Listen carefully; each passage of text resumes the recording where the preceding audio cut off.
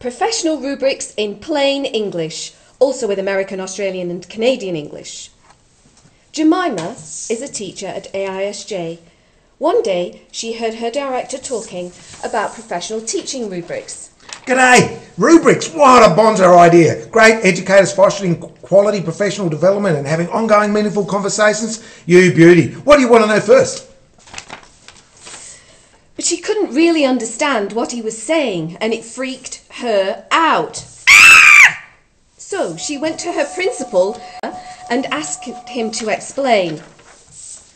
Sure, Jemima, it's plain and simple.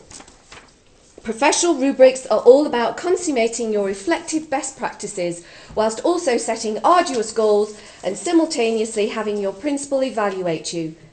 Take the professional rubrics and evaluate yourself across the 6 domains of curriculum knowledge, understanding and integration, differentiation, learning environment, inquiry learning, technology and assessment, and decide whether you're beginning, transitioning, applying, exemplary or innovating. Of course, you may not be commensurate across all domains, so you need to highlight the aspects which best reflect your current pedagogical practices. Then you decide on the appropriate evidence to substantiate your self-evaluation with corroborative data from different aspects of your professional practice. Then you hand it into your principal for their feedback. Plain and simple. But Jemima still wasn't sure, so she went to the teaching and learning team to ask them to explain. Okay, Jemima, here's what you do in plain English, also with American, Australian and Canadian English. Look at your rubric. Down the sides are the criteria. These help describe the areas we are working on. Next, read across the levels and look at the indicators and highlight where you feel your practice is right now. If you don't know what an indicator means, it's probably because you aren't there yet. If you feel that you don't fit on any of the levels, it could mean that there is a problem with the rubric or that the levels aren't quite right.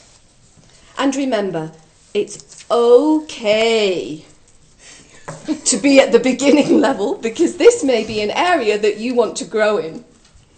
Don't expect to be at the innovating level because these are really hard to reach.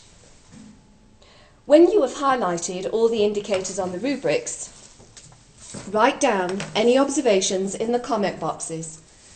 It would also be useful to make notes on the evidence you will collect to show why you're in a particular level.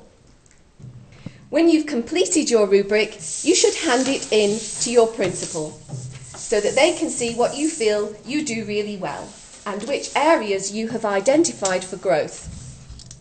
Rubrics are a great tool and they mean that your goals are really clear and teacher evaluations are no longer a mystery.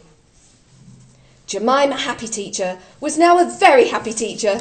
She chatted with her colleagues about how professional rubrics actually help us grow in many ways. This was a Professional Rubrics in Plain English, also with American, Australian and Canadian and South African, brought to you by the Teaching and Learning team at AISJ.